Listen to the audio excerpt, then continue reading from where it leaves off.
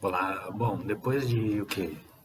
2 anos, acho, né, sem produzir conteúdo, eu resolvi dar uma segunda chance para esse canal e voltar a produzir conteúdo para vocês.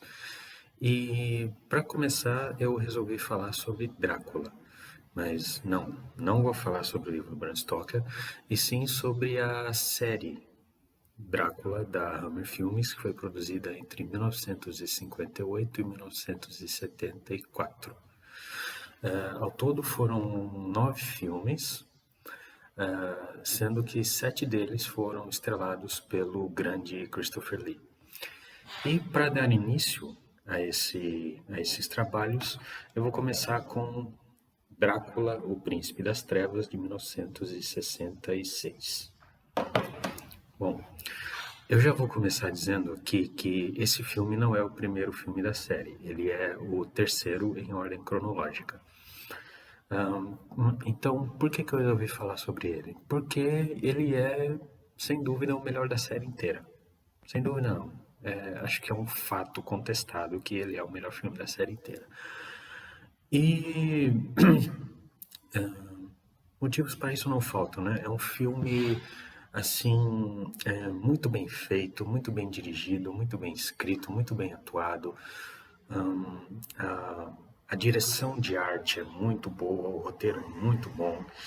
E, claro, a gente tem o Christopher Lee no elenco interpretando o Drácula pela segunda vez. Segunda vez porque ele não voltou para a primeira sequência que foi produzida em 1960, se eu não estou equivocado. Mas vamos falar sobre Drácula, o Príncipe das Trevas.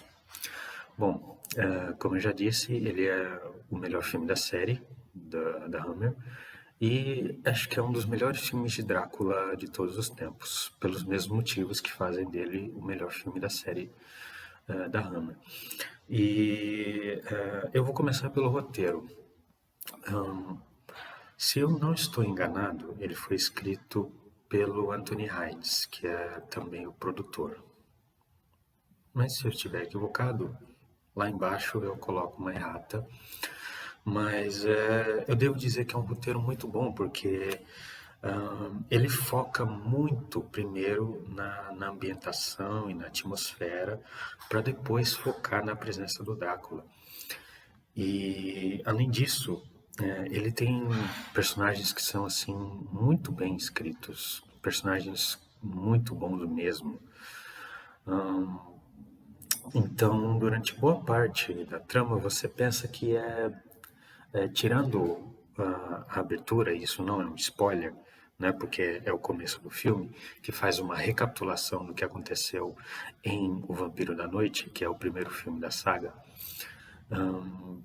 Você parece que está assistindo um filme sobre outra coisa, não parece que você está assistindo um filme do Drácula. Tanto que o próprio Drácula, ele aparece, acho que depois de 50 minutos de projeção. Mas não pense que isso é um defeito. Eu acredito que na primeira vez que eu assisti esse filme, eu achei isso estranho, né? Porque é um filme do Drácula, né? Então você espera que o Drácula apareça talvez desde o começo, né? Ou que ele esteja presente em todo o filme, mas não é o caso, né? Mas, enfim, o roteiro ele foca muito mais nos outros personagens e dá destaque principalmente ao casal protagonista, que se tornaria uma tradição nessa saga toda, né? Que sempre vai ter um casal protagonista enfrentando o Drácula. Só que ao contrário dos outros filmes, aqui nós temos um casal adulto casado, né? Os dois são casados. E nos outros filmes a gente teria um casal jovem de potenciais namorados. Mas, enfim. Então o roteiro ele vai focar nesses dois casais que estão em férias pelos Carpados e acabam cruzando com a carruagem que os leva ao castelo do Drácula.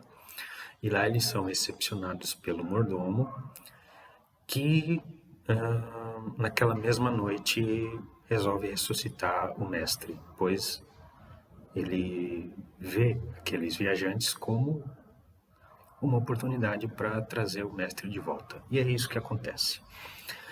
Não vou entrar em muitos detalhes para não dar spoiler, mas como eu disse, isso acontece lá pelos 45 minutos de filme.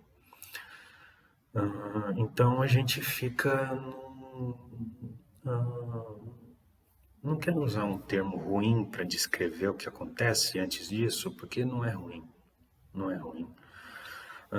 Mas a gente fica muito tempo focado nesses personagens. Então, quando eles, quando o outro casal se torna vítima do Drácula, a gente fica meio que receoso, né? A gente fica meio que triste, né? Porque a gente simpatiza com eles, né?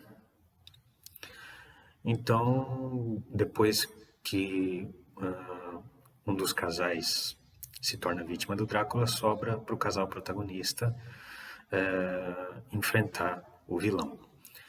E para isso eles recebem a ajuda do padre Sandor, que é quase como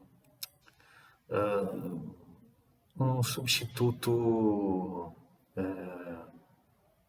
espiritual para o Van Helsing do Peter Cushing, porque ele se mostra um especialista em vampiros. Então ele ensina pro protagonista quais os truques que alguém pode utilizar para matar um vampiro, né? E claro que isso é aproveitado no final do filme. Não vou revelar como, né, para não dar spoiler, mas é uma prova do quão bem estruturado é esse roteiro, né? Porque, de novo, você vê que tem coisas ali que vão se amarrando devagarzinho, né? Então, o roteiro é um dos grandes atrativos. E além do roteiro, a gente tem também a direção e a direção de arte. Esse filme foi dirigido pelo Terence Fisher, que eu acredito que seja um dos grandes nomes da Hammer, porque ele fez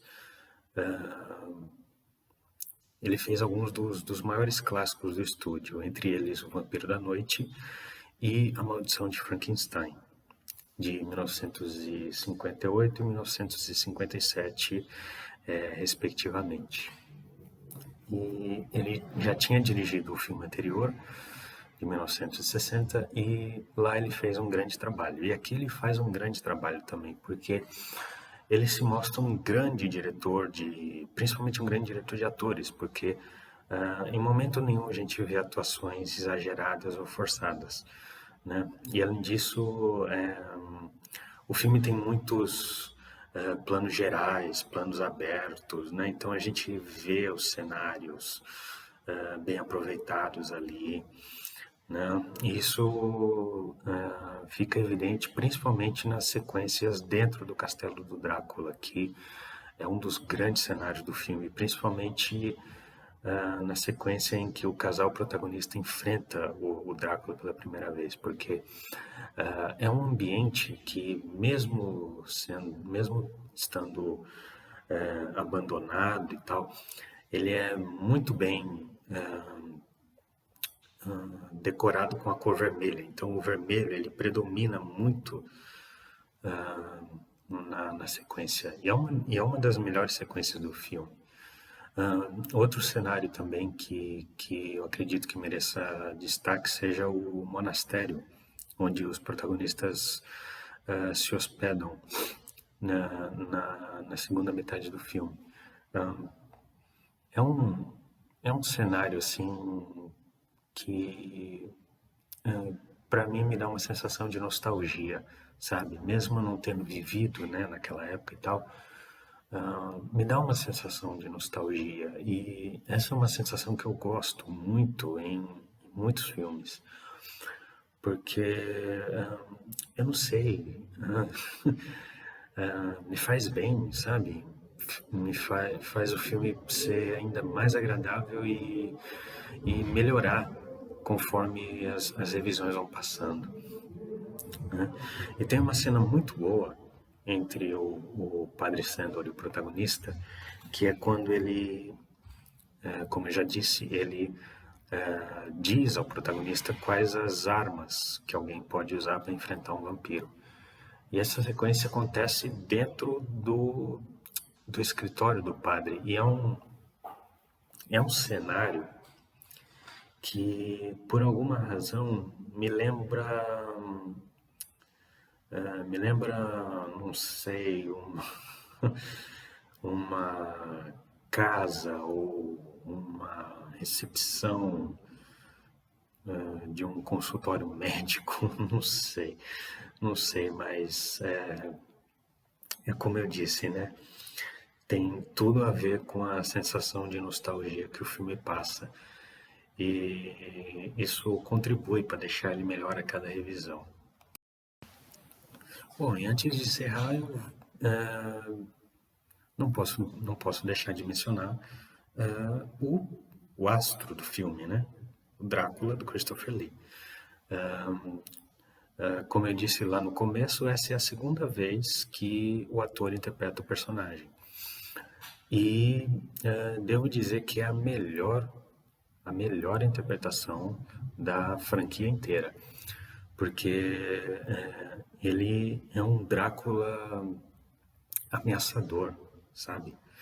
Que passa todo o medo, toda a angústia, tudo que o personagem deve passar, né? E o mais interessante aqui é que o personagem não diz uma fala o filme inteiro, sabe? E tem um motivo para isso. Dizem as línguas, isso está na internet, se eu não me engano, que o Christopher Lee, ele leu o roteiro. Aliás, isso está na internet e foi confirmado pelo próprio Christopher Lee numa entrevista. Ele leu o roteiro e não gostou do diálogo. Ele achou o diálogo literalmente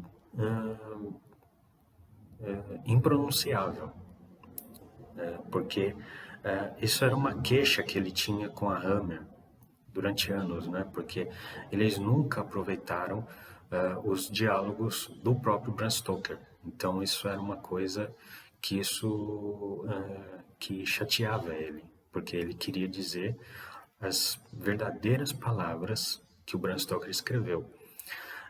O curioso é que anos depois ele teve essa oportunidade no filme do Jesus Franco, na versão do Drácula do Jesus Franco, que vai ser comentada lá no futuro. Mas então, como ele não gostou das falas, ele optou por não dizer uma única palavra o filme inteiro. E para mim isso é um trunfo, porque ele não precisou dizer nada para mostrar que veio, né? Porque ele passou tudo que o personagem passaria se tivesse diálogo. E funcionou muito bem, e funciona muito bem, né? Claro que nos outros filmes ele passaria a ter diálogos,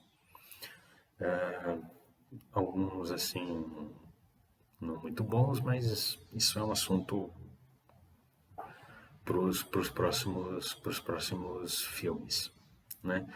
Mas de novo, devo ressaltar que aqui ele tem a melhor performance dele como Drácula em anos. Esse filme ele foi lançado aqui no Brasil aliás, em 3 ocasiões. A primeira foi nessa versão aqui da Dark Side Distribuidora, que era um DVD de banca, que foi lançado, eu acho que em 2002, que fazia parte de uma série. Eu não me lembro agora qual que era, mas eles lançaram, junto com esse, eles lançaram também o Conde Drácula e os Ritos Satânicos de Drácula. Então, fazia parte de um combo ali. O legal é que essa versão ela tem a dublagem clássica. Eu não vou me lembrar o estúdio agora, mas sempre que eu vejo esse filme eu vejo ele dublado porque a dublagem é mais um fator para nostalgia. Depois, eu acho que a própria Darkseid de novo relançou esse filme em DVD numa versão remasterizada, com uma nova paleta de cores e tal, que foi a mesma versão que foi lançada em Blu-ray lá fora. Que é uma versão assim maravilhosa, deixa o filme coloridíssimo e muito, muito bonito. E a outra versão foi num box que a própria Darkseid distribuidora lançou com todos os filmes da franquia. Eu tenho essa coleção, mas acabei esquecendo de trazer o box aqui para vocês verem. Mas ele tem todos os 9 filmes. Então ele tem desde o Vampiro da Noite até a Lenda dos 7 Vampiros. E pretendo falar sobre todos eles, até sobre aqueles que não são tão legais como os 2 últimos, mas como eu disse, isso é um assunto pro futuro. Então é isso, esse foi mais um episódio do Livros e Filmes de Horror. Se você gostou, deixa lá o seu like, deixa lá o seu comentário, não esqueça de curtir esse vídeo e compartilhar. Eu vou deixar lá, como eu disse, eu vou deixar lá embaixo alguma errata referente ao filme, principalmente sobre quem escreveu, e vou deixar também a sinopse do filme, caso você tenha interesse. E vou deixar também os links da resenha do site e do blog para você conferir, certo? Então é isso, muito obrigado e até o próximo.